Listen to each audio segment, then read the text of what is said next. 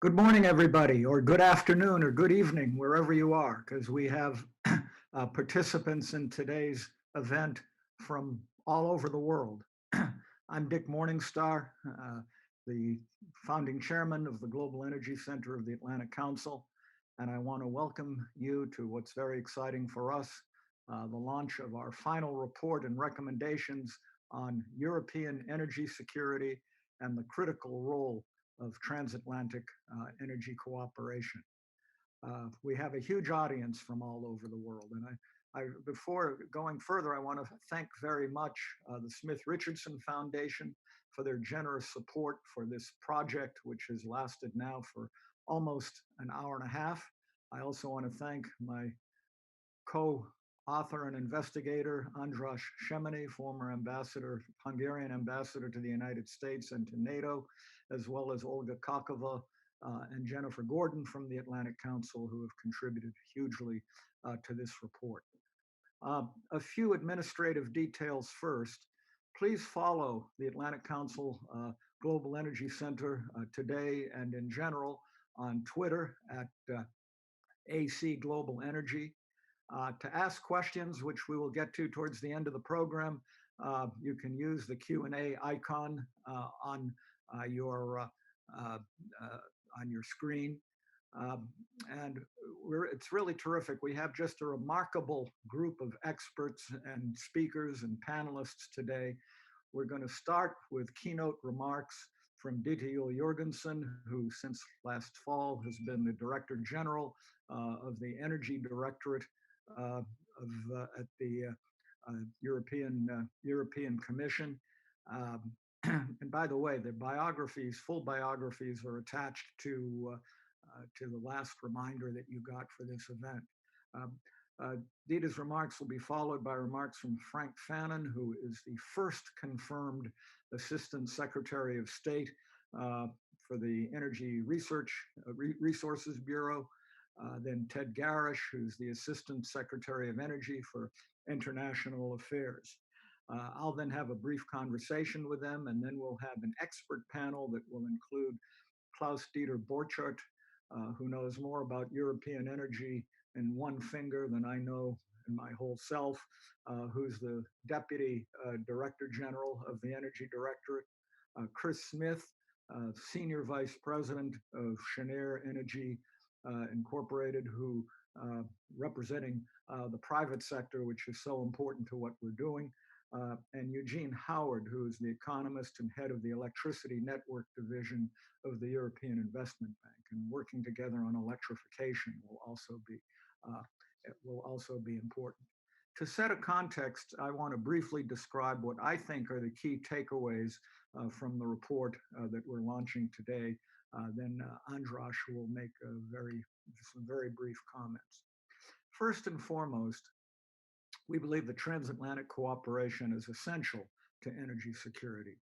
The US and Europe have a strong interest in each other's energy security because energy security relates to economic security and relates as well to political security. The second point I would make is that the elephant in the room is COVID-19. And the US and Europe should coordinate on responses to COVID-19 through policy and through stimulus with the twin goals of energy security and decarbonization. It's my understanding that green recovery is a major part of the recovery plan, which the EU announced yesterday and which Dieter Jorgensen will be talking about in a few moments. Third point, it will be important for us to continue to work together to continue to develop competitive and transparent markets in Europe, to reduce dependence that some countries have on a dominant supplier, particularly Russia. Gas will continue to be important for the foreseeable future. We need to work together to continue to develop alternative routes and sources, including LNG, supply of liquefied natural gas. We need to work together to develop infrastructure in parts of Europe, and we can do this in coordination with the 3Cs initiative and the Partnership for Transatlantic Energy Cooperation, which I know Ted Garish will be talking about. We also should take advantage, we believe, of a joint financing strategy, and we have the ability to do so now that $1 billion has been appropriated to the new U.S. Development Finance Corporation for projects in Central and Eastern Europe. That $1 billion can be used for direct investment. It can be used for project finance guarantees, which would leverage that far beyond the $1 billion amount. So we need to work on that. Fourth, and I think really important, is the opportunity for the US, the EU, and the private sector to cooperate on the development of new technologies, including in such areas as hydrogen, artificial intelligence, and digitalization, particularly in the electrification area. And I'll say new nuclear technologies, such as small modular reactors, which I think could be very important to meeting climate climate goals. So not only, and also another point to, I think, very important, not only will clean technologies reduce emissions, but it's also critical to energy security because it will reduce the dependence, for example, on dominant suppliers. So it can help meeting climate goals while at the same time ensuring a sufficient and affordable supply of energy. The fifth point that I'll make is that at the same time, we need to work with the private sector. And Chris Smith can talk about this to reduce methane emissions, to make progress with respect to carbon capture. And I think it's important that we don't demonize the private sector, but recognize that the private sector has some of the solutions, a lot of the solutions as well, and recognizes that it has to change over the coming transition. And related, this will allow us to cooperate on the European Green Deal from the standpoint of new technologies, and also to collect the necessary objective and transparent data that would allow for a non-discriminatory carbon adjustment mechanism, which would be part of the Green Deal. And it's something that could create a lot of problems unless we work together to make sure that it's done right and done in a non-discriminatory manner. Last 2 points, we need to cooperate, as always, on geopolitical and on geoeconomic issues. That includes typical geopolitical issues that we are always dealing with, but also on things like the supply chain, dealing with China, dealing in Africa and other parts of the world. And finally, we make the point that it's important, this has to be coordinated somehow, and that this should be done with a reinvigorated US-EU Energy Council, or as in Europe they say, EU-US Energy Council, and no better people to think about that than our 3 initial speakers, who are the people who operationally will be able, hopefully, to see that that takes place. With those initial comments, let me ask Andras to make some very brief comments. Thank you, Ambassador. First, I also want to thank Director General Jönsson, Deputy Director Borchardt, and Assistant Secretaries Garish and Fannin for your leadership. You are the custodians of a strong EU-US energy cooperation. When we began our work on this report in 2018, COVID-19 was nowhere in sight, now upsetting the world. However, we at the Atlantic Council are convinced that most of our findings will withstand the test of time as we face the daunting challenge of recovery. But now we must add, if we are to succeed our economic and social recovery, there is no alternative to the EU and the US holding hands, deepening their cooperation, meeting the dual challenges of energy security and climate goals together head on. I hope this report will be seen as a catalyst, as a platform to come up with new, bold ideas across the Atlantic. One final comment. Dick Morningstar said it, but it cannot be said enough. We must see business as part of the solution, encourage and urge business leaders to look boldly to strike a balance between their business interests and climate goals, be innovative guardians of the environment. With this, I want to thank you very much. It has been an honor to work on this project, and I very much look forward to a great conversation. Thank you very much, Andras. And now I would like to turn the floor over to Dieter Juhl Jorgensen for your keynote remarks. And I know that you'll tell us about what the green recovery means in the context of the overall European recovery and how you think we can best cooperate. Thank you very much, Dick, Ambassador Morningstar. Thank you very much, Andras. It's very nice to see both of you again, and thank you also very much to the staff at Atlantic Council for organizing this timely event. You seem to always find the right time to organize the right event, so I much appreciate that. Also, warm greetings to Assistant Secretary Garish and Assistant Secretary Fannin. I'm glad that I had the opportunity to travel to Washington just before most of the global travel lockdown, as did Klaus Dieter a few weeks after that. So we both had the opportunity to see you all and to visit Atlantic Council. So I'm grateful for that, but also grateful for this opportunity. Also, hello to everyone who's tuning in from far away. My apologies to those who have to get up very early or stay awake very late. We're lucky here in Europe. It's early afternoon, and so we're well placed in this time zone context today. We live in strange times. We have in Europe been in lockdown more, or in Belgium certainly lockdown more or less, or confinement as we call it, more or less 11 weeks. And I seem to spend all of my days talking to a lot of people, more people than I would probably normally do, but I don't meet anyone all day. We're getting used to it, but I do look forward to actually seeing people in person. As I said, I would like to pay tribute to the Atlantic Council for the hard work in preparing the report. It's an excellent report and a timely one. I have not, I've not been able to delve into the details of it, but my colleagues my colleagues are studying it, and I will be doing that as well over the coming weeks. I think it's an excellent and very useful basis for strengthening of the transatlantic cooperation, and I think that is an objective we can all agree on. As you've said, Dick and Andras, that is an important part of our shared future, both for energy security, but also broader geopolitical and transition issues. What I would like to do is to come up with a number of, with commenting on some of the main elements that are raised in the report. And then, as you said, I would like to bring you up to date on some of the main developments, the recent developments in Brussels, in particular the recovery package that was adopted yesterday.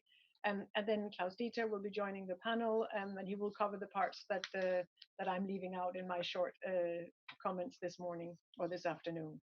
So first of all, on the report, I very much appreciate that it identifies concrete and operational ways of strengthening our EU-US cooperation in key areas. I think what we've been seeing over the last decade is that our cooperation in the field of energy policy has been close, and we have a number of actual successes to prove that. The most recent and a very important success, as you probably all know, is in the area of LNG, where the US has become the main supplier of the European Union, and the European Union is the main export market of the US, thanks to good cooperation both in the market, but also very much in the regulatory and international trade field. So a good example of what we can do when we work closely together. And for the European Union, and we've talked about this before, Dick, a significant contribution to the diversification of our energy supply, and hence improving both the competitiveness in the European market, but also very much our energy security. So an important development thanks to this close cooperation.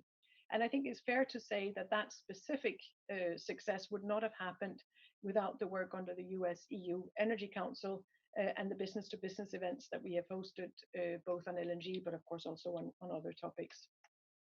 So we look forward here in Brussels and throughout Europe to a continued strong cooperation with the United States, including in the US-EU Energy Council. And we're also open and would be ready to look at organizing further business-to-business events in future. We have other areas where we here see a very significant potential for close cooperation, including technology and cooperation. You mentioned some of them, Dick, in your introductory remarks: the digitalization, artificial intelligence. We have energy efficiency. We have developments in relation to smart meters, batteries, carbon capture, which you also mentioned. We're looking at hydrogen. We've of course got our ITER projects and small modular reactors, just to mention some of the innovative technologies that where we see scope for closer cooperation across the Atlantic. Then we've got the issue of sustainable finance, where we see a need to pool both public-private funding to finance our investment needs, and where I think we can also strengthen our cooperation across the Atlantic. So all those remarks and all these this analysis is very pertinent and welcome. Of course, I'm also happy to see that the report recognizes the need for cooperation and coordination when it comes to the implementation of the European Green Deal. We talked about the Green Deal when I was in Washington in February, and as you will know, it's the main political priority of the Ursula von der Leyen Commission. It was presented at the end of last year and is essentially a growth strategy that aims to transform our European economy and our European energy system into a modern, resource efficient and competitive economy. We started on this before the coronavirus hit all of us. We had set out this growth plan, as I said, at the end of last year, which is essentially a strategy that encompasses all parts of the European economy to bring them together for a strengthened growth, strengthened investment, job creation, and all of that working towards a carbon neutral European economy by 2050. The energy system is absolutely essential in that. The easiest way to explain it is that 75% of our greenhouse gas emissions in Europe come from either energy production or energy consumption. And so it's clear to lower our greenhouse gas emissions, we need to look at energy policy, energy production, and energy consumption. And that is what we're doing. It's not only about energy, as I said, it cuts across all sectors of the economy. We're looking also, of course, within the field of climate policy, industrial strategy, and a number of other aspects of the European economy. From an energy policy perspective, I would just point to some of the key elements of the Green Deal, which are also highly relevant in the recovery package that I will come to in a second.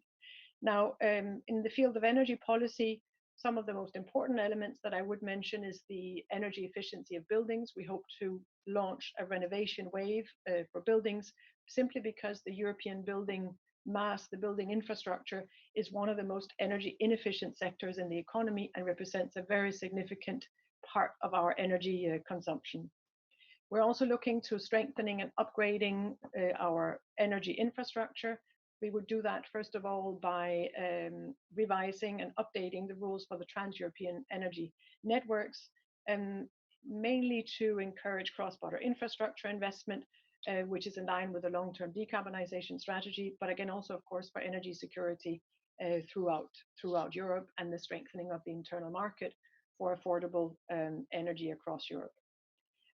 One of the big initiatives that we will bring out very soon is that of energy system integration, also known as sector integration, which is an initiative that should come out in late June, where we're looking at how do we get all the different sectors of the energy system to work together across different sources of energy and across different energy consumers, essentially aiming to boost our industrial competitiveness, but also to boost innovation and the efficiency of the system. As part of the energy system integration, we're looking at hydrogen as a potential significant energy carrier in a future system, and one that can bring together electricity and gas and can help to decarbonize some of the sectors where that is otherwise difficult within the current frameworks. And then when it comes to power generation, we're of course looking at renewables, including offshore energy, where we're working on a strategy to boost the take-up of offshore wind and tidal energy by better coordination across Europe and among member states in regional cooperation. So those are the key energy aspects of the Green Deal. As you know, because I've been there and talked to you, I can speak many hours about it, but there's no time this morning, so that's the shorter version. I would like to move on to the recovery package, which was adopted by the Commission yesterday, presented in the European Parliament and presented in the press, and which is a very impressive and historic document because it brings to European level a lot of the investment and cohesion initiatives that will be necessary to bring us out of the current crisis brought about by COVID-19. So the Green Deal is not new, but since we adopted the Green Deal in December, a lot has happened in our economic and social and political landscape. A lot has happened in markets, and a lot has happened in energy markets. And so what we have been looking at, just as you have on the other side of the Atlantic, is, well, how do we handle this crisis? And the European Recovery Package, which was outlined by the President yesterday, is our key answer to that at European level. It's clear that in order to address this very significant crisis, we need to work together at European level. We are better addressing it together than if each member state tries to do it individually. It's also clear that in order to do that, we need to facilitate investment across Europe, both public and private investment. And we need to do that in the most efficient way possible, and in a way that brings in all European regions and sectors, and one that will accelerate the ongoing digital transformation, but also the transformation or the transition towards a carbon-free economy, and in a way that strengthens our resilience. I think you mentioned resilience as well in the introduction, and that is a key consideration in going forward, also based on the lessons learned in the current crisis. And so the clean energy transition and the Green Deal, of course, are a cornerstone of the recovery, but together with digital and together with these economic resilience considerations as well. In practical terms, just a bit of the numbers, and I know it's always difficult to use numbers in a speech because people tend to forget them afterwards, but it is quite an impressive package that was presented.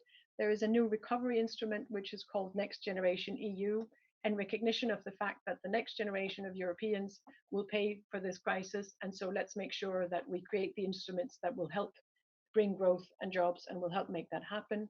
That is based on grants worth 500 billion euro, loans 250 billion. So together 750 billion euro in the next 4 years for this recovery instrument, Next Generation EU. That comes in addition to the long-term EU budget, which is worth 1.1 trillion euro. It's a 7-year budget, which has been revamped to better focus on the economic recovery that we are having to address now. And it comes together, of course, with other instruments. There are some safety nets. There's 540 billion euro in loans that is already agreed by Council and the European Parliament. And there's so all of this together brings us to 2.4 trillion euro, quite an impressive amount, and as I said, really historic and unprecedented. Now, the interesting thing is, of course, both the instruments themselves and these new mechanisms we have built up, but also how will it be spent? And that's relevant also very much in the energy context, and I think also of transatlantic interest. So not all the details have been established yet, and a lot of that will, of course, depend on discussions in Council among member states and also with the European Parliament, but also depend on how national governments design their recovery. Where will they put the focus? What are the specific regional or national needs? So there's still some scope for shaping that in the coming months here in Europe. A lot of it will be spent, as I said, through this recovery and resilience, a facility specific to recovery and resilience, which aims to support investment and reforms. And that includes, of course, investment linked to the green transition and projects, for example, identified by member states in their national energy and climate plans. There will also be a significant boost or upscaling in what we call the Just Transition Fund, so the fund that aims at helping those regions that would need to transition out of, for example, coal mining, to help reskilling and building programs to support investments in those regions. That will be increased to 40 billion euro if this Commission proposal goes through. We also have a new strategic investment facility, which will use 15 billion euro of public funds to leverage private investments, because we need significant private investments. And I fully agree with you as regards to the role of the private sector, which is absolutely essential, both in our energy system, our security, but also very much in having functioning markets and for investments in the recovery and beyond. And then we will also be increasing our Horizon Europe research efforts, so for new technology in the digital and green transition, up to 94 billion euros. So that was a lot of numbers, and impressive numbers, because we are talking in trillions, and as I said, really historic levels at European level. These are the main elements of the recovery package, which, as I said, is digital, green, and resilient, and aims to create a digital, green, and resilient future and where we see the European energy policy, the European energy sector, and our international energy cooperation as being really core elements of this package. So coming to my concluding remarks, Dick, I hope I haven't gone over time in my statement, but just to recall once again, the world is very different now than it was when I started my job back in August last year, different even from when I visited you in Washington in February. We have been in confinement for more than 2 months. The restrictions are easing up, but the COVID concerns and the crisis brought about by COVID is here and will be with us for a foreseeable future, as well as some of the changes to our way of life. And so we have to adapt and become resilient also in this context. Having said that, a number of the challenges that we face have not changed with COVID. And so I think a lot of the proposals, the initiatives, the strategy we have established for ourselves, the objectives we've established remain entirely valid. For example, we need secure energy supply. For that, we need competitive energy markets, we need open markets, and we need global markets. For that, we need international cooperation. And of course, we need the green energy transition and innovation and technology, as you have also pointed to. And we need to remain open for imports. And again, I mentioned LNG in my opening as a very good example of how that has helped us diversify and become more energy secure while benefiting from competitively priced energy sourcing. We remain the world's largest importer of both crude oil, natural gas, and coal, and that's not going to change overnight. We're at the beginning of a longer transition. So your recommendations, Dick and Andras, I think are highly relevant and timely. I think we need to work together between the European Union and the United States to reinforce energy security, develop our infrastructure, and help encourage the clean energy generation to reduce emissions globally. I think we both need to stimulate investment. I also hope that we could continue and strengthen our cooperation at international level to leverage opportunities for energy diplomacy together, working with others as well, between us, but also in other groupings and international multilateral fora. We've talked about, you mentioned some of those as well. And then we need to work together, as you also said, on digital technology, which is part of our transition and our recovery plan. It's making the world smaller, and thank God for that now in these days where we're in confinement in many places. That allows us to meet at least in this way and to communicate in this way. And as I said, I'm grateful that is possible.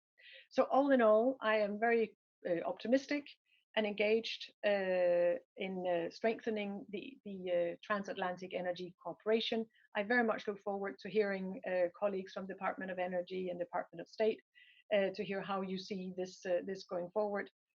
Thank you very much again for the opportunity, Dick. And thank you very much, Dita, for an excellent review of the situation, and sets a good backdrop for the comments from from Assistant Secretaries Fannin and Garish. So let me turn it over to Assistant Secretary Frank Fannin for your comments or remarks. Yeah, thank you, Ambassador, and thank you for the team for organizing this event, the work on the paper, of course, at the State Department, and you know this well, Dick, that we engage in these issues not as a technical matter. We're not a technical agency, but really as a matter of foreign policy, where the overall energy issues really are a proxy for those foreign policy issues. Director General Yul Jorgensen's comments outline a number of ways that the U.S. and EU energy security are mutually reinforcing and beneficial, and certainly the opportunities that taking the opportunity out of the current crisis. Of course, no one knows what the post-pandemic global economy will look like, but we do know that once we do leave our homes and get back to work, we're going to need energy and more of it to reinvigorate our economies.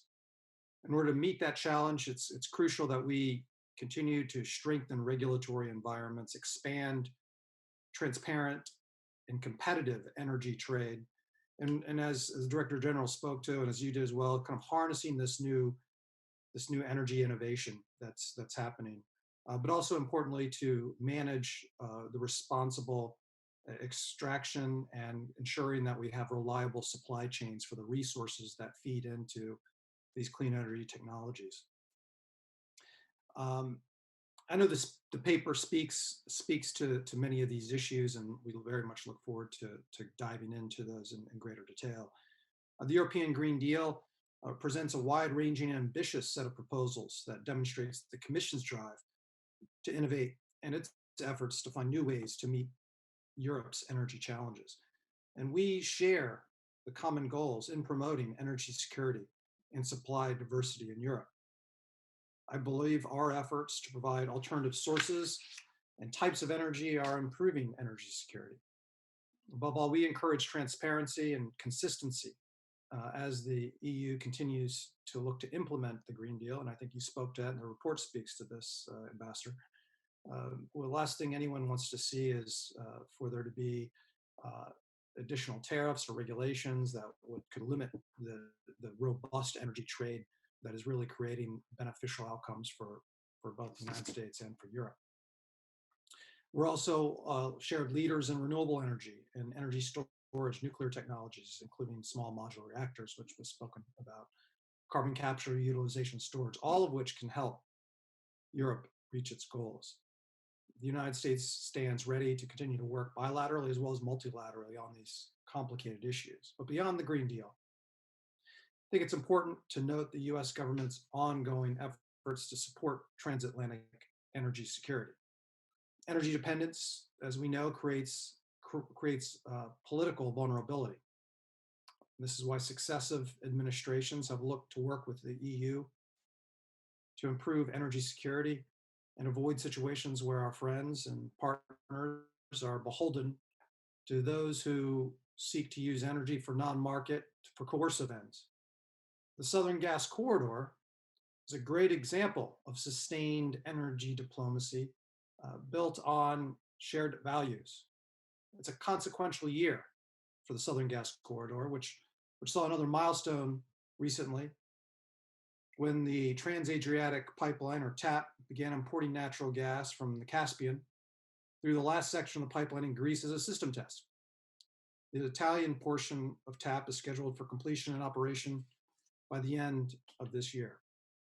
And Ambassador Morningstar, you know these issues well. You had a formative hand in the foundation of some of that work and the realization today. But I think it's also important to recognize where we were then and how things have changed to where we are today.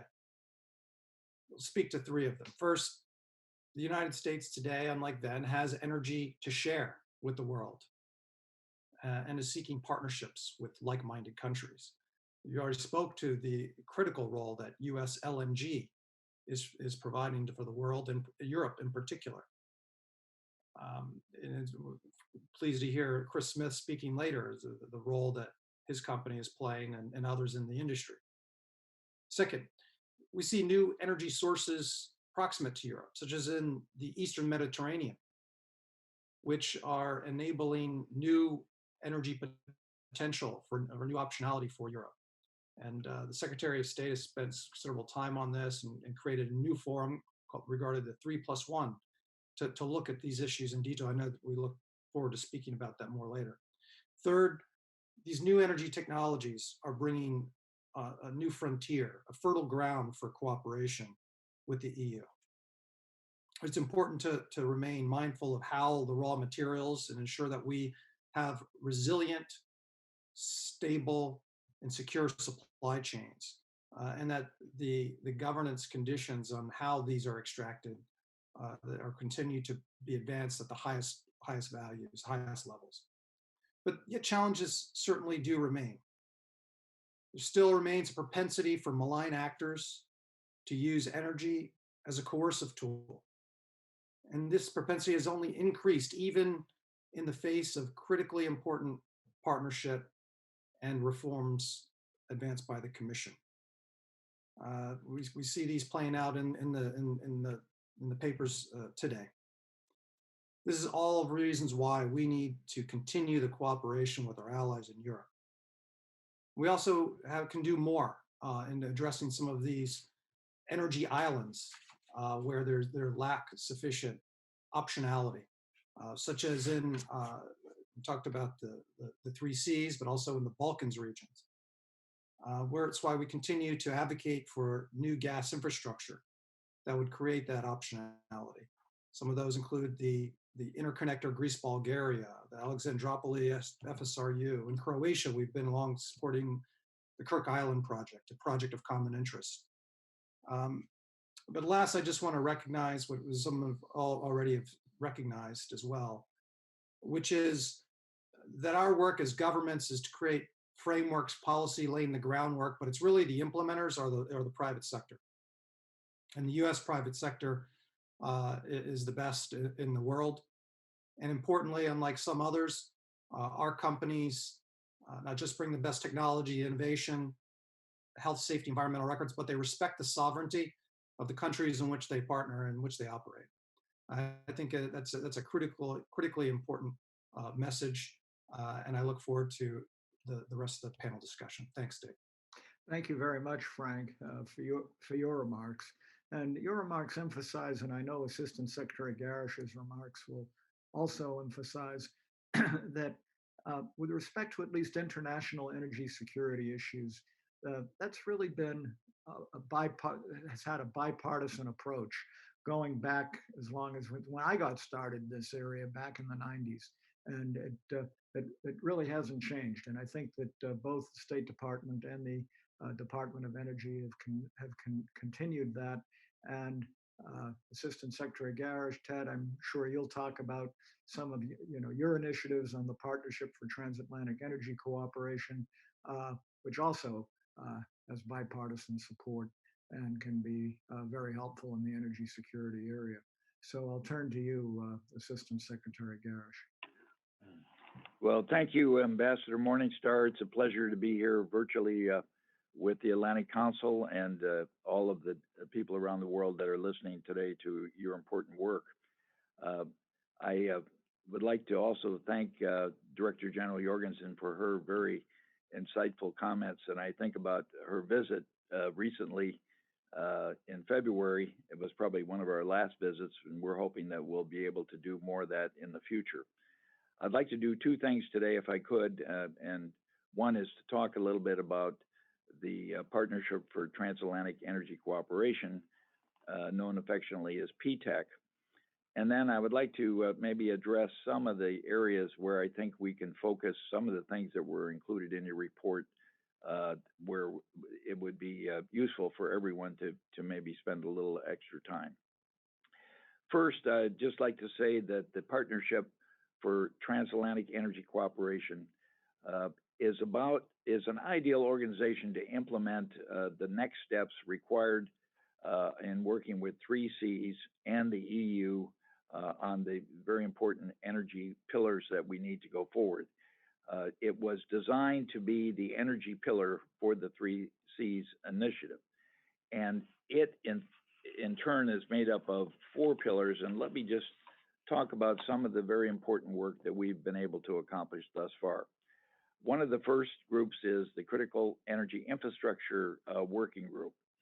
And they are currently actively developing an electricity model to assure the desynchronization of the Baltics and the integration into the European grid, an extremely important project.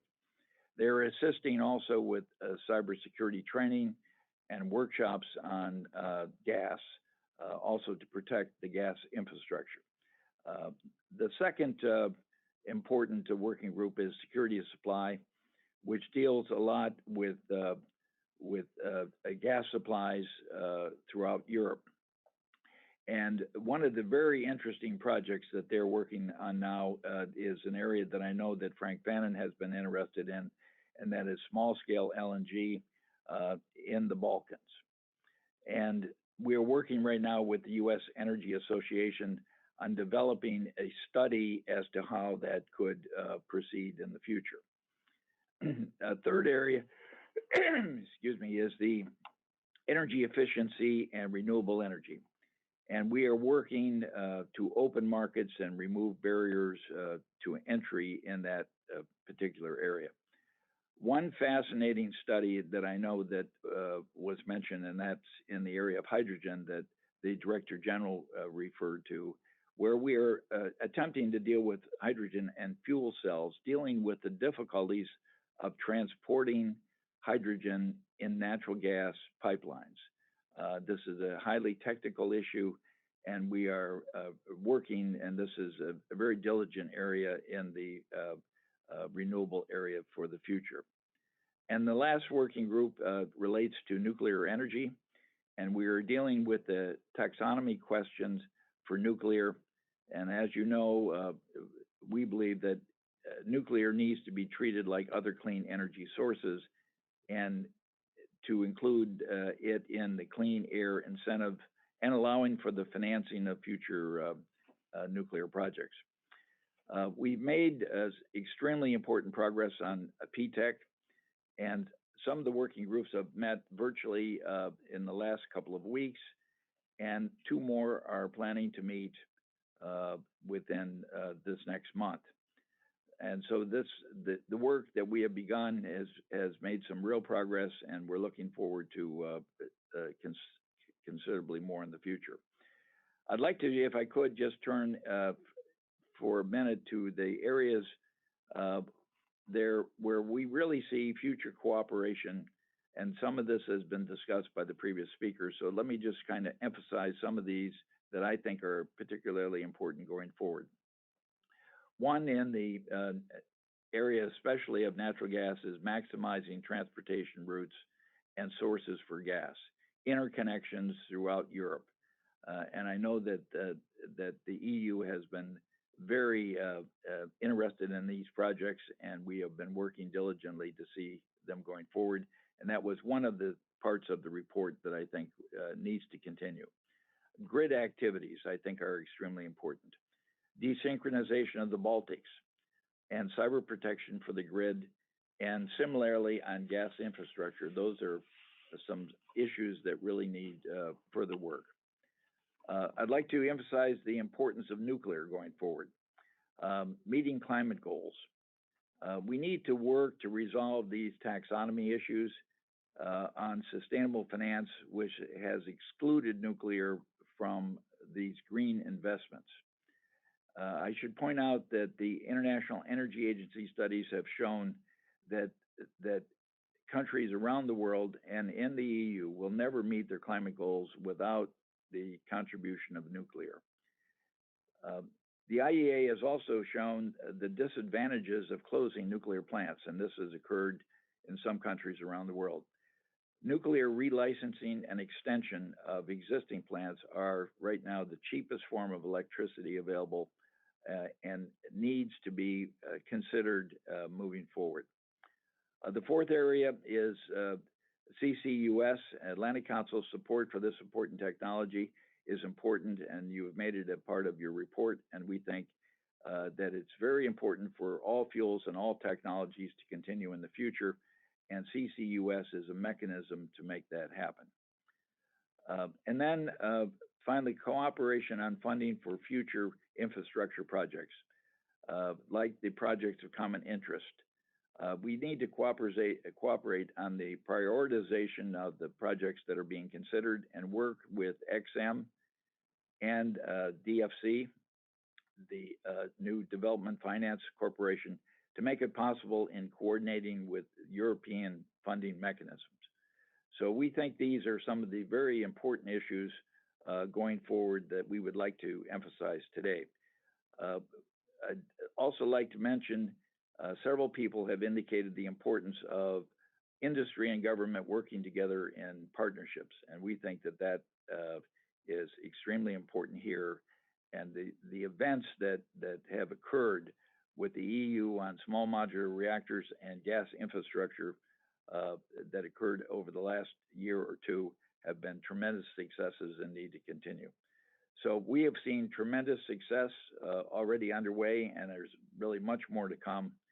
And I'm optimistic about the real progress that we have begun, and the advantages for the future. So it's an honor to have been with you today, and happy to take any questions that you might have. Thank you so much. Yeah, thank you very much, Assistant Secretary Garish, Ted.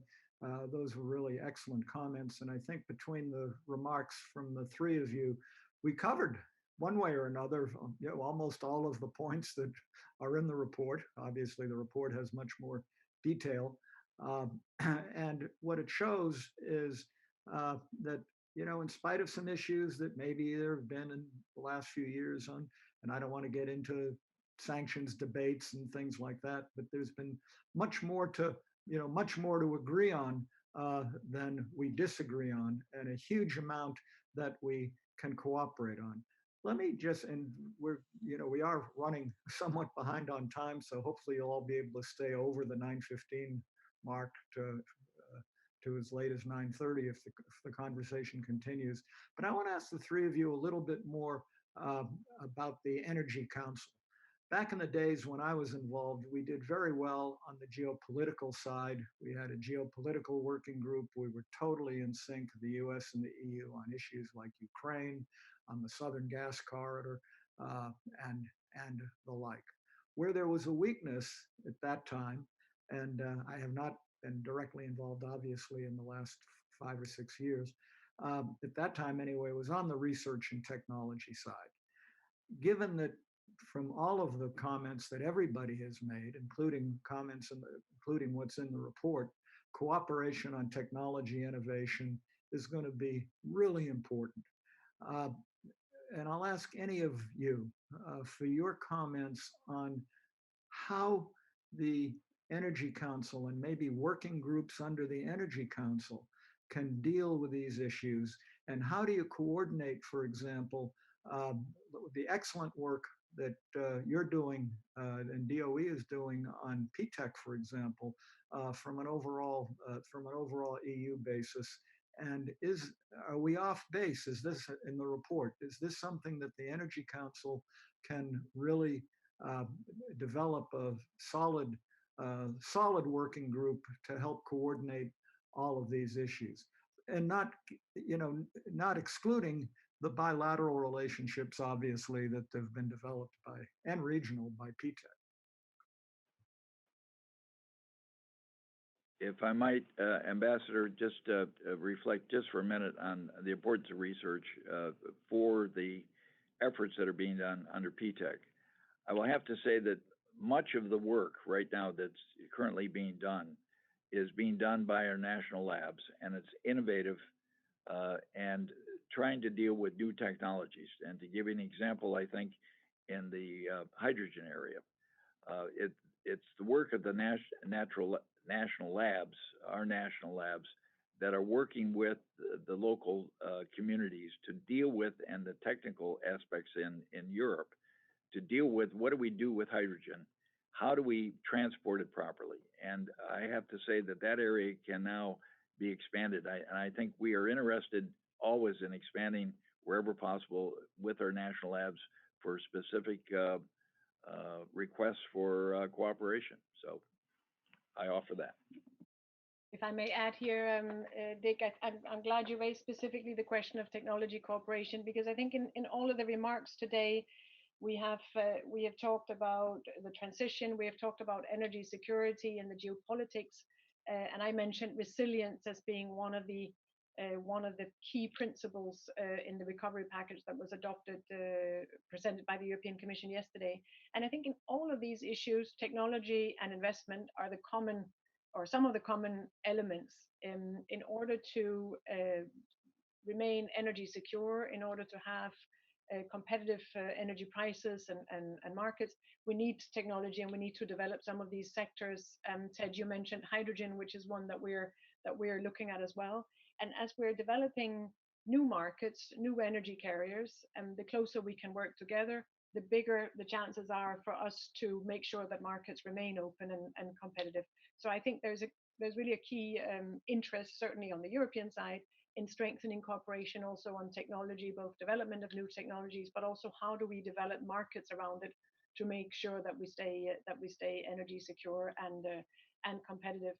And then again, in the international context, we've been mentioning politely different other considerations geopolitically, but also in that much broader context and beyond energy, I would see an interest in a transatlantic cooperation on these more future-looking, innovative aspects. Thank you. And do you have anything to add on that, Frank? I was just going to underscore the opportunity set that's really before us, and in again, in this crisis situation where we find ourselves, Europe has an ambitious plan.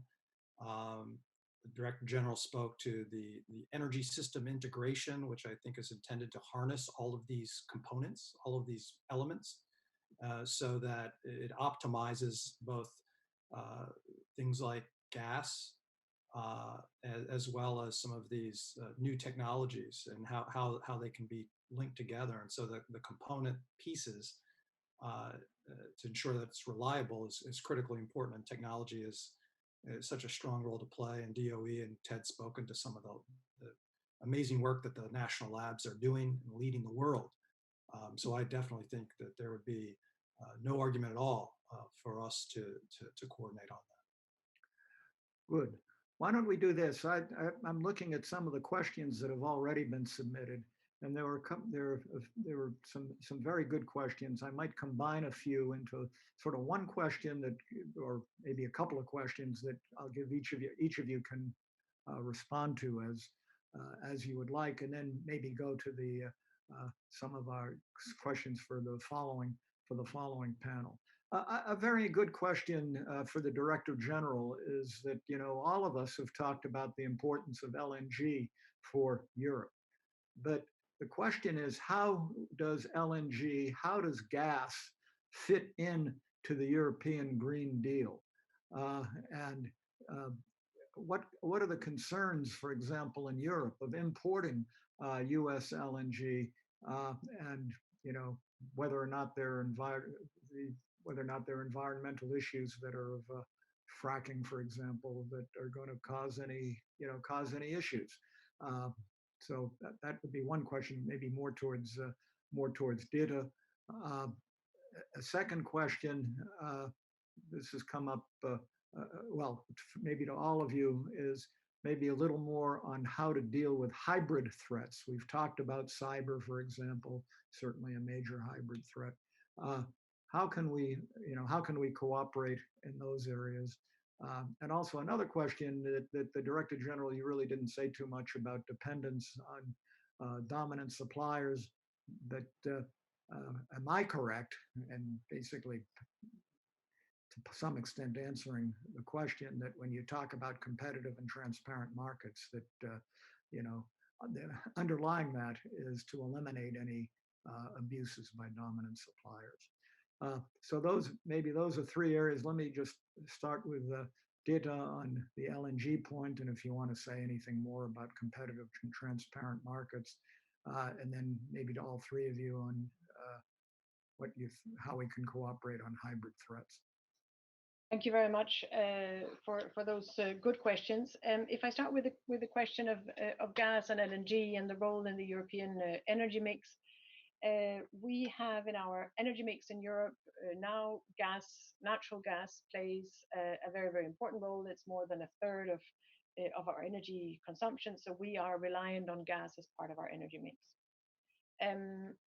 We are going to remain reliant on gas for the foreseeable future. There is no intention to phase out gas over the next 10 years or over any foreseeable future, but we do hope to move both towards cleaner gas, decarbonized gas. Hydrogen has been mentioned as one energy carrier, but also other forms of decarbonization with the carbon capture, for example, as a technology that we're also looking at. So for the foreseeable future, gas will remain an important energy source for the European Union.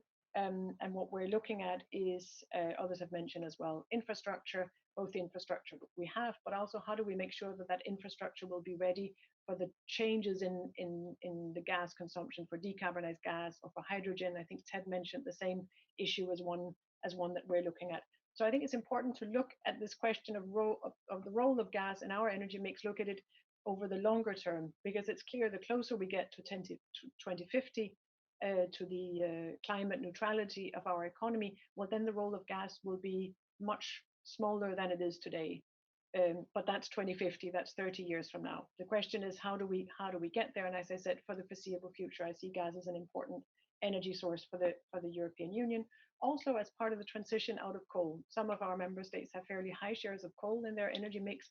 And if you shift from coal to natural gas, you already see a very significant savings in terms of greenhouse gas emissions. And there are other advantages as well, of course. In that context, in recognition of the importance of gas in our energy mix, indeed, the question of competitive markets, of having different sources of supply and not being dependent on one dominant supplier, as you put it, is extremely important. And there, I would like to point to the developments in the European market over the last decade, where I think everyone who works on energy policy will remember the crisis in 2009 and what that brought with it, including the issue of gas supply and the gas transition through Ukraine, and the number of measures that have been taken by Europe and by Europe with its partners like the United States since then. So if you compare our energy mix and our energy security now to then, there's a significant shift in the sense that we have diversified supply, including by US LNG, which has become an important source for us, but also by investing both in LNG terminals, but also in more infrastructure to have different sources of supply of natural gas as well. So in other words, we have gone from this complete dependence to a much lower level of dependence, to a diversification, and therefore also to better prices. We've of course also used our antitrust instrument to directly address the concern about abuse of dominant position by one supplier of gas, Gazprom, to the European market, and has managed to bring changes into the system around the contracts there. And then we have regulated, we've got the gas directive and the changes there to ensure competitive markets. So a lot has happened there to diversify, to give us a higher degree of security of supply and better and more competitive markets as a result of that. So that's the overall situation. It's a question of the security of supply and the diversification. And then you raise the issue of environmental considerations in relation to LNG. And I'm glad you asked the question, because what you will hear in the European debate is an increasing number of questions around the sustainability of different energy sources. Their views are divided on some. I think Frank mentioned nuclear as an important and clean energy supply also for the European Union. There are some discussions around how do we deal with that, and that discussion is also looking to LNG and to the sustainability of fracking and to the different sourcing. On this issue, I think the key point is that we have a close cooperation, a close dialogue on how do we address that? How do we respond to the concerns? How do we ensure that our sources of supply, that there's transparency around production, that we work off the same data? I think it will be important there to have a good dialogue, both at government level, US, EU, Energy Council, but also the different working groups and at our levels, but also, of course, a close cooperation with industry to see, well, what can be done, for example, to address methane emissions, which is a specific concern. So the closer the dialogue and the closer the cooperation, I think the more will we be able to address the legitimate concerns around sustainability in that context, and also therefore ensure that both the transparency of markets, but also the stability of markets and pricing. Let me just add that when talking about carbon neutrality goals and what the role of gas may have by 2050, it will also be important to see what the environmental footprint of gas is at that point. And if progress is made in some of the areas that we talk about, that could become potentially almost a carbon neutral fuel if the right steps are taken. Let me ask maybe if your two colleagues have anything they want to add to that, and then just quickly any ideas on how we can cooperate on hybrid issues like cyber, for example. Yep. If I might, Mr. Ambassador, let me just quickly talk about the abuse of dominance in the energy markets. The one thing I'd like to point out where there has been tremendous cooperation already with the EU is on foreign investment. The EU has adopted really good regulations and are beginning the process of implementing them in various countries. And the U.S. has been cooperating around Europe with many of these countries individually, based on what has been laid out from Brussels. So we think that has been really a success story, but needs to be continued in the future. Thank you. Yeah. Anything on the hybrid issues, Frank? Yeah. I just wanted to point out that the in the Secretary Pompeo has spoken to this issue, and I think it's worth underscoring. So what we're identifying is we anticipate that there is going to be the digitalization of all things, including of energy, creates new vulnerabilities, and it creates new access points for hybrid malign action. And one of the things that he announced is what we're doing is we're in the context of 5G and some of the communications, we're requiring that all of our diplomatic facilities follow a clean path, so that it avoids going through Chinese systems, because as we know, the intelligence, their companies, private sector companies, are still required to comply with the party's intelligence mandates. And so that's one effort. And so the broader comment is, if we know that there is a threat of vulnerability for going through certain access points, we're encouraging parties to not open those vulnerabilities up. Let's avoid them, find alternative means. And European companies are some of the world leaders in this space, and there's plenty of ways that we can work together to avoid increasing the probability of hybrid threats. Let me go to our. Thank you very much, Frank, and let me go to our next panel. Before doing so, I just want to make one quick point on nuclear. And there have been a lot of questions on nuclear. Obviously, nuclear is a controversial issue both in Europe and in the United States. But what there does seem to be commonality, and I don't want to put words in anybody's mouth, but commonalities in the comments, is that it makes sense to do what we can to develop new, safer nuclear technologies, such as small modular reactors. Hopefully that can be done, and maybe to work together on standards, on licensing, and best practices, and so forth in that area. And that would obviously be a huge benefit with respect to emissions, but also from the security of both national security of the US, the security of the European Union from a proliferation standpoint, and not leaving everything to the Russians and Chinese. So I just wanted to emphasize that point. Okay, let's go to the panel. We have, technically we have 10 minutes left, but we're going to go, if everybody agrees, to 9:30.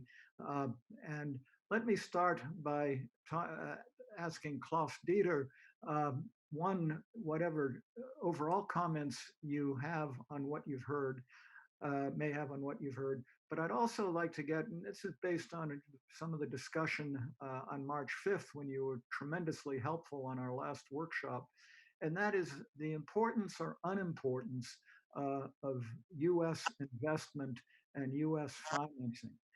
We do have that opportunity to do that now under our legislation, and that if I remember right, you commented, well, Europe really doesn't need it.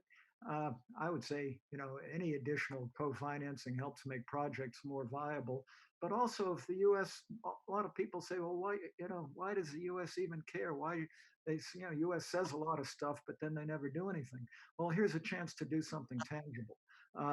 So I would appreciate your, any comments you might have on that as well.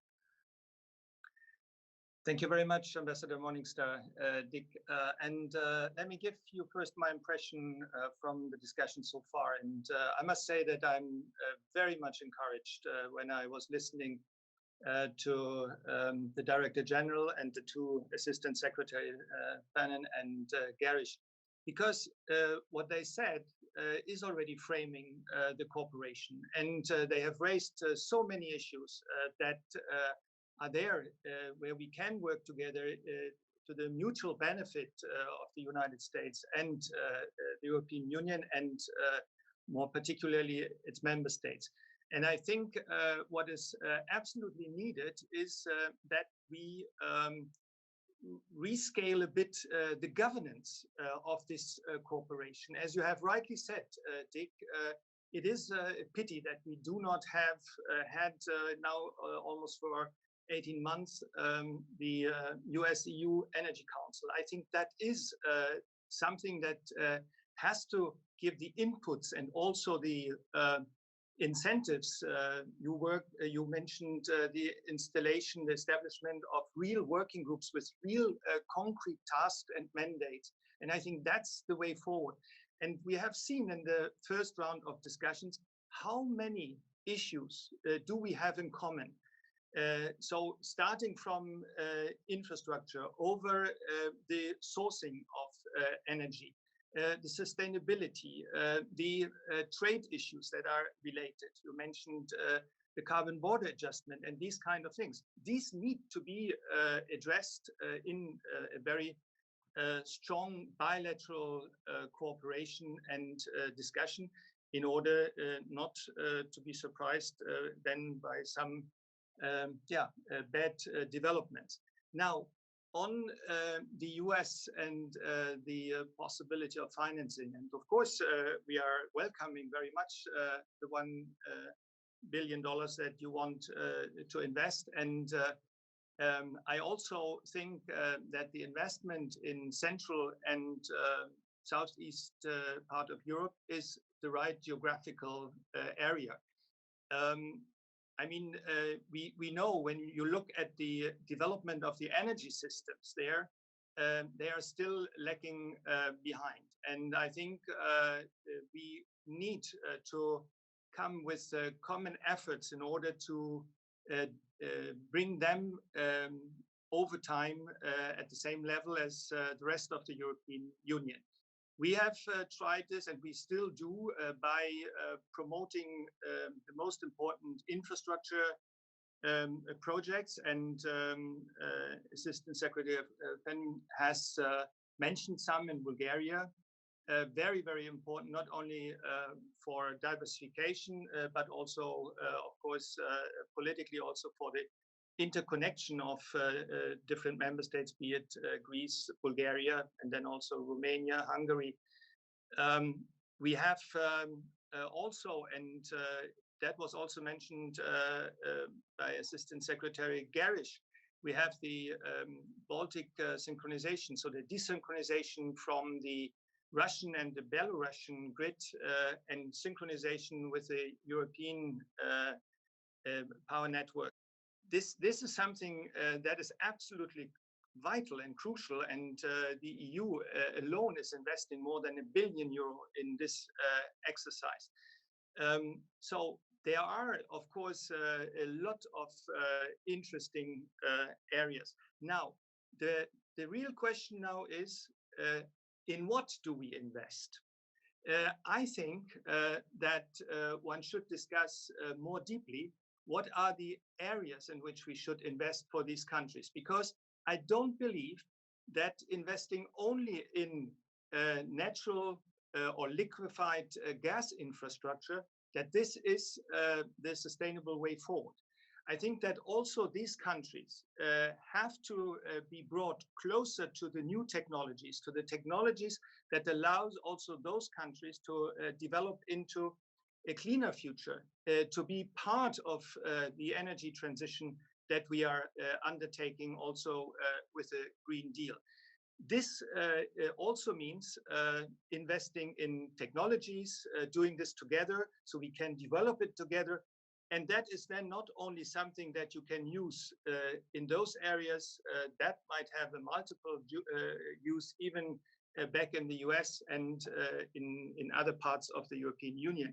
And this also links to the attraction for private investors. I think we should not pretend that by public money, be it from the state budget, US budget, be it from national budgets or EU budget, That will not make the case. We need private investors, and I think we should also bring them at a very early stage on board. And when I talk about Central and Southeastern Europe, I also include the Balkans. I think Frank has also mentioned that. That is also, in my view, a part where the US and the European Union should work closely together with others, of course, energy community, and also the World Bank is very active there. But what we see there currently happening is going into the wrong directions, because they are getting South Korean and Chinese capital to build coal-fired power plants. So that's really the worst case that you can imagine for that region. And here again, we should not go into a dogma whether natural gas is good or bad. I'm totally with the Director General that natural gas has a role to play. And that's last what I'm saying, I put it normally in a narrative like saying, why do we even raise the question of the future of natural gas? Natural gas is there. It has a huge share in the energy mix. If we want to change that, and I say we want to change it, we have to develop the alternatives.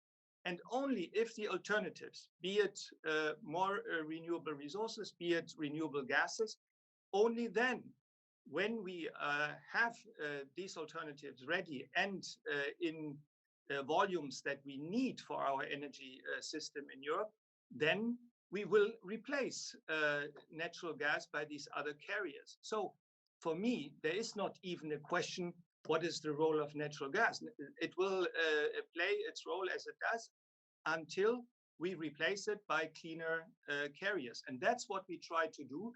And this is not something from one day to the other. And therefore, we are trying to reach out also on the global level to find partners to develop these things together with us, be it in the offshore wind side, be it in the renewable gases side. Hydrogen was mentioned here, be it on the digitalization or also on the more, as you rightly pointed to, the hybrid threats elements, because that will come automatically with the digitalization. Thank you very much, Klaus-Dieter, for those extensive comments. Just one, and great comments, just one point that I would make on the Energy Council, which you raised. Yeah, the meetings have to take place, but to me, the key is not the meetings of principles.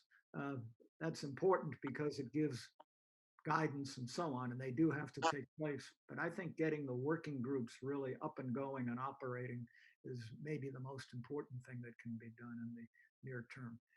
Having said that, let me turn to Chris Smith, and you're representing the private sector from Cheniere, and obviously very much interested in gas markets.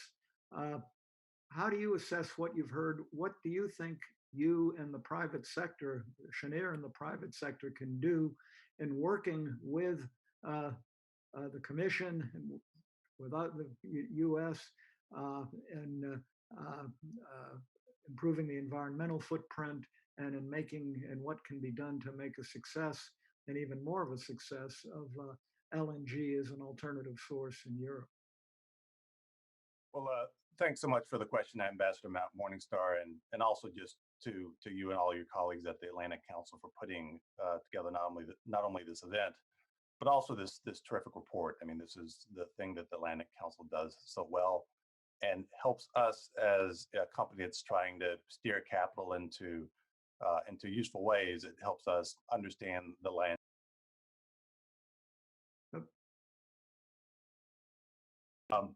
I also appreciate very much hearing the comments of the Director General Jorgensen and Dr. Borchardt, and also the two Assistant Secretaries, Garish and Fannin, in the lead up.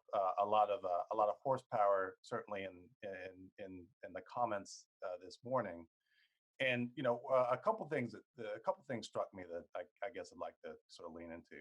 One, it's encouraging to see some of the commonality of thought and of emphasis that we heard from senior officials in the EU and in the United States.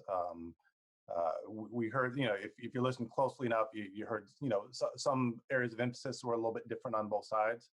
But overall, I think that really speaks to this strong relationship between the United States and Europe.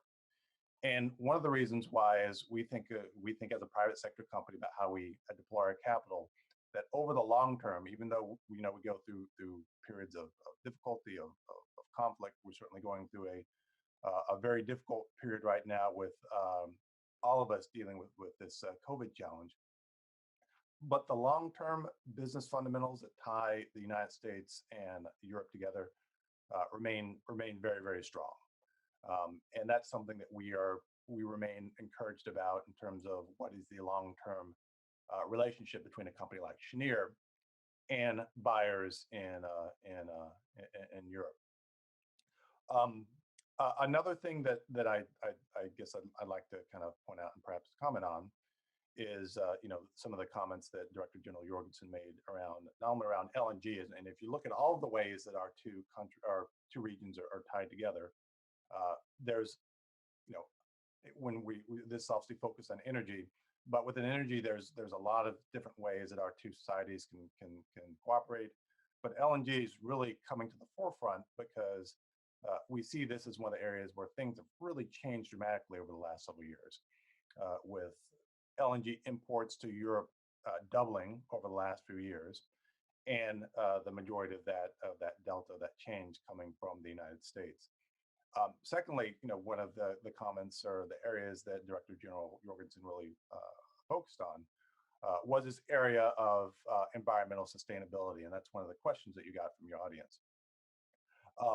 Encouraging to hear the comments not only from the Director General, but also from Dr. Borchardt in your comments just now, about the fact that as we think about policies and this playing field is evolving as we speak, the focus really needs to be on the data, on ensuring that we're taking steps to reduce greenhouse gas emissions, and on real actions.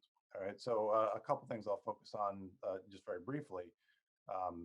We see this issue of deep decarbonization, of reducing greenhouse gas emissions, as a competitive advantage for natural gas and for LNG in the medium and in the long term. But importantly, the things that we can do right now, right today, are critical when you look at the challenges of climate. So ensuring that we are displacing coal, and we know through our modeling that the benefit you get right now today through using natural gas instead of coal is very, very important for reaching our climate goals.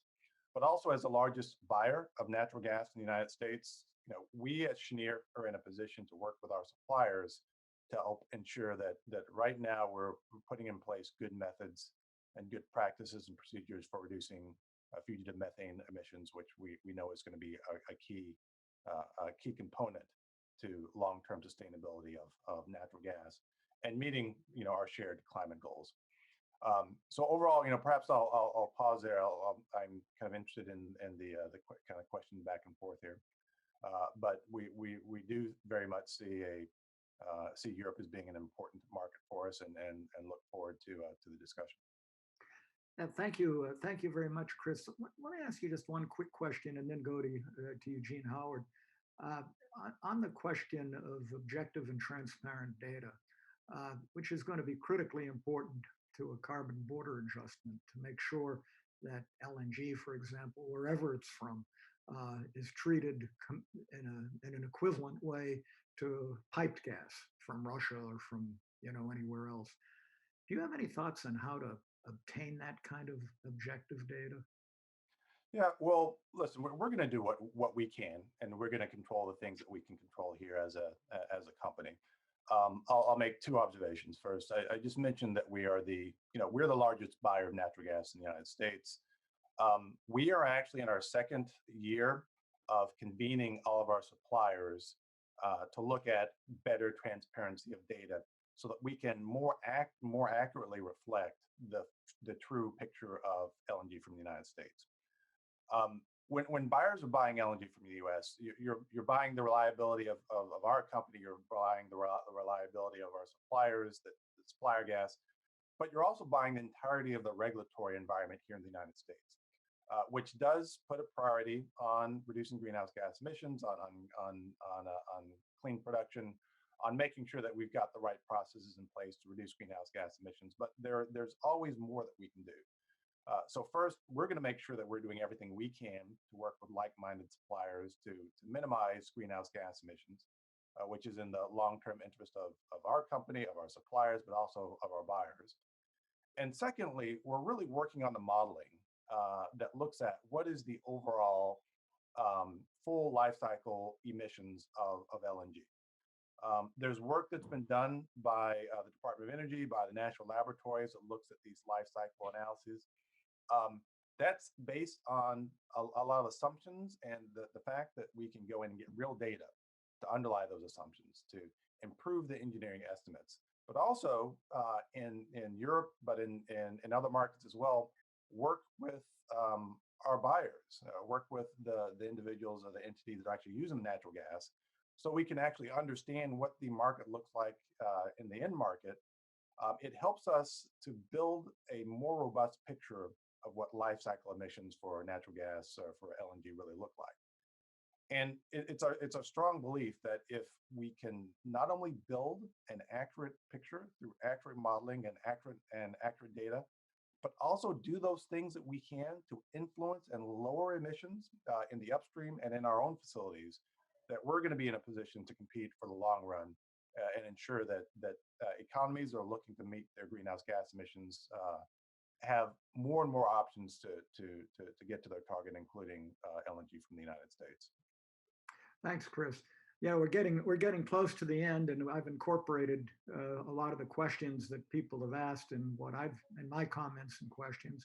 So I want to go, and it may be our last set of comments, to Eugene Howard from the European Investment Bank. And I would ask you two questions. I know your area is electrification. So one, I would ask you to comment on the importance of electrification, how we can cooperate on projects like desynchronization. I know that the US has been heavily involved in the BMIP project, Baltic Energy, something or other, which stresses desynchronization from the Russian grid. And I would also ask you if you can comment on whether the US and the DFC, for example, can cooperate with the EIB on some kind of matching basis on gas projects and gas infrastructure projects, and how EIB would ultimately define projects which abate carbon emissions to offsets from the projects, and whether is it really realistic that EIB can be involved in gas projects and involved with U.S. financing agencies. Thank you, Ambassador. I think maybe I'll start with the second part of your question, because I think that it's a longer answer. The EIB adopted its energy lending policy in November. And it was designed to focus the bank's limited public resources towards the projects that contribute most to the long-term decarbonization objectives of Europe. Now, in the power sector, the phasing out of fossil fuels was accommodated by lowering the bank's emissions performance standard, existing performance standard, from 550 to 250 grams of CO2 per kilowatt hour. It's a tough standard and probably could only really be met with power generation from natural gas combined with heat using the best available CHP technologies, or when natural gas is combined with carbon capture and storage or blended with low carbon gases. It's also meant to accommodate hybrid systems, mostly off-grid or mini-grid, which might include a combination of diesels and renewables. So that covers us on the power sector, where we are more or less now focused for power generation that still uses fossil fuels. When we talk about other gas infrastructure, the energy lending policy made it quite clear we're phasing that out, with some caveats. And I think that um, the caveats being that first, of course, we will continue to support low carbon, the integration of low carbon gases in the gas networks in Europe. And so projects that facilitate that are still on our radar, and we will be actively looking to support those types of projects. Also, because this is quite a significant step for the bank, that really could only be managed with a phasing period, in which we have agreed that the bank can continue to approve gas infrastructure projects that were already under appraisal by the bank when the energy lending policy was adopted. And these include projects of energy community interest, the PECI, projects, and in the list of the mutual interest, the PMIs. And in addition, the bank is authorized to continue to approve gas infrastructure projects in the fourth PCI, projects of common interest list, that are co-financed with EU money. So that more or less describes the scope in which our gas lending can be accommodated or co-financed. So in a sense, this limits it to within the next approvals within the next 2 years, and under those circumstances. Apart from that, there is much more limited scope for gas infrastructure to be financed by the bank, either in Europe or outside of Europe at this time. Our energy lending policy is really focusing on energy efficiency first as a key principle for decarbonization. Second, we look towards, well, in the energy efficiency, we're looking at a massive increase in renovation of buildings in the EU, as well as the support of building standards that go beyond the regulatory requirements. Renewable energies, of course, are still an area for a lot of financing in common, where projects will be taking, I think, bigger risk now, larger market risk that we have to accommodate. It's not very easily accommodated by the bank's lending structures currently. And of course, research development, carbon capture and storage, hybridization. There's many areas where in the technology and innovation space where there are still opportunities for financing that we could move forward together. And then of course, electricity networks in their entirety, including many of the new technologies in demand side management and new uses of the systems, frequency controls, to allow and enable further and faster penetration, the deeper penetration of renewables into the electricity grids. So I think that more or less can cover what we can do in this space. Nuclear, I think we talked about it earlier, but nuclear is something the bank has not changed its policies on. But given looking at the history of the bank, we've only had very few security investments in nuclear security, and I think our last nuclear power plant must have been financed prior to 1990. So although it's not a policy issue, in practical terms, we haven't been financing very many. Your second, sorry, you had the second part of the question was? The second part of the question. Oh yes, about digitalization. Electrification. Unfortunately, I think we're going to be kicked off the air in a minute or so. But I think I covered that already. So we certainly are very, very much involved in the digitalization and smartening of grids in order to provide the flexibility and security that we need. Right. I wish we had more time to talk about electrification, because I think cooperation in that area and in the things that you were talking about, resilience, hybrid issues like cyber would be tremendously important. artificial intelligence, digitalization, all those things are things we can work on. I think we're going to, unfortunately, we could go on for hours.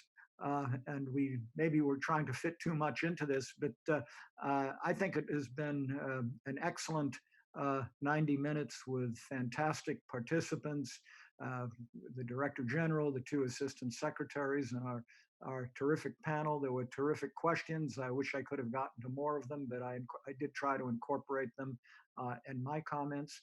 So hopefully you'll continue to attend Atlantic Council virtual events.